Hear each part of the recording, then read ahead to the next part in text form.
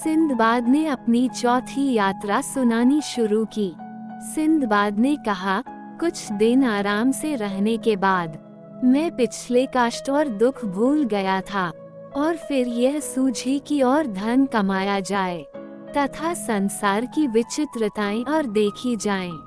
मैंने चौथी यात्रा की तैयारी की और अपने देश की वे वस्तुएं जिनकी विदेशों में मांग है प्रचुर मात्रा में खरीदी।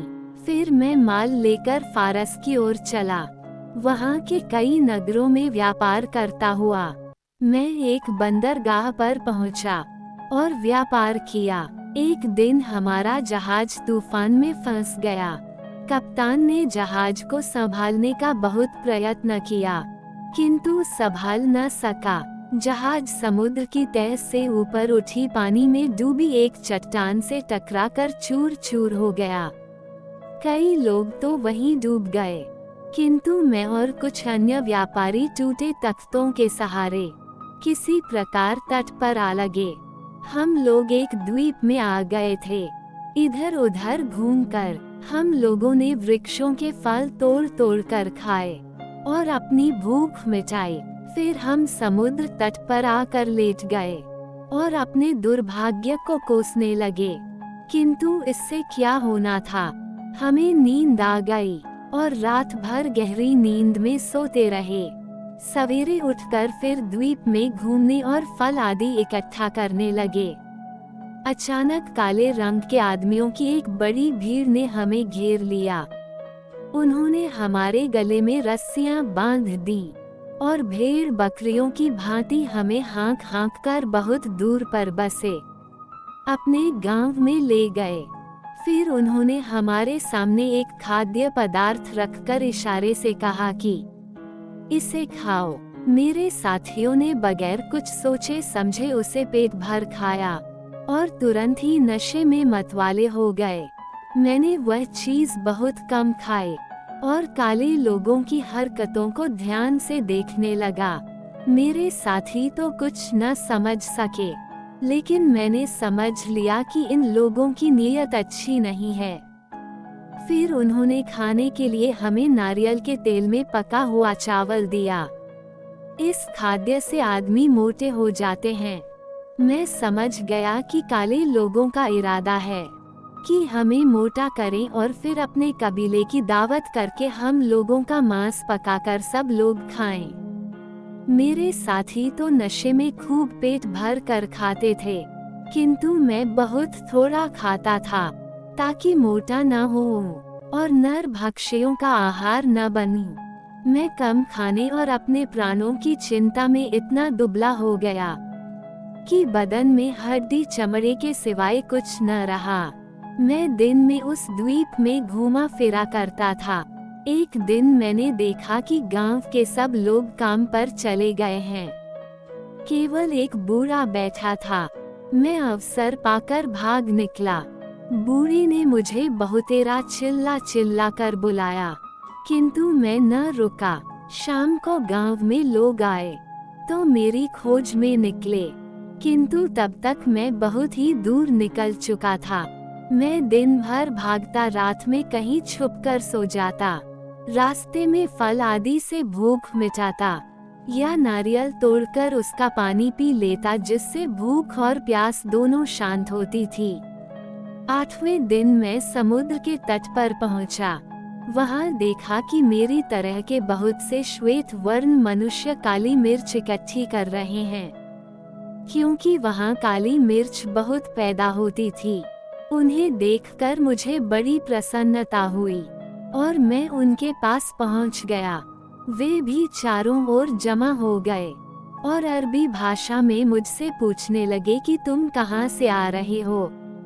मैं अरबी बोली सुनकर और भी हर्षित हुआ और मैंने विस्तार से उन्हें बताया कि जहाज टूटने पर हम लोग द्वीप के किसी अन्य तट पर लगे, जहां से हमें बहुत से श्याम वर्ण लोग पकड़कर ले गए।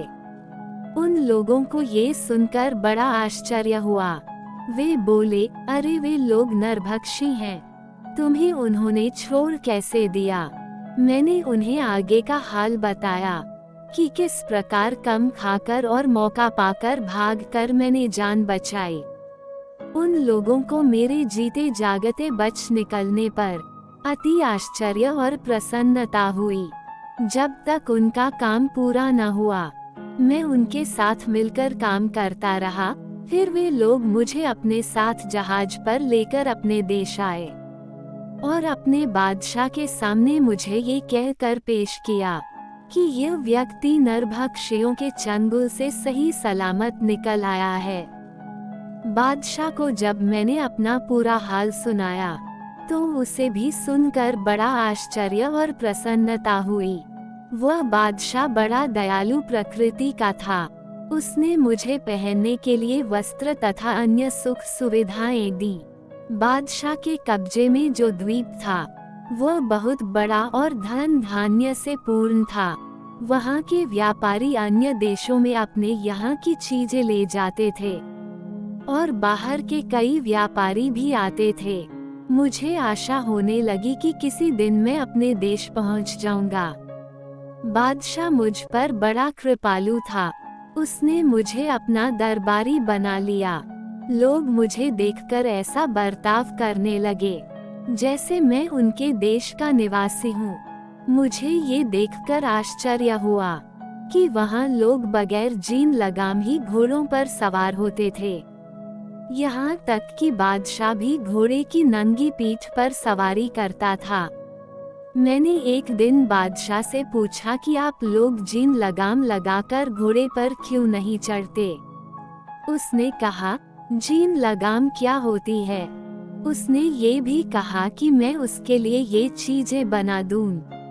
मैंने एक नमूना बनाकर लकड़ी के कारीगर को दिया। उसने मेरे नमूने के अनुसार जीन बना दी। मैंने उसे चमड़े से मढ़वाया और उस पर अतलस और कमरख्वाब का आवरण चढ़ाया।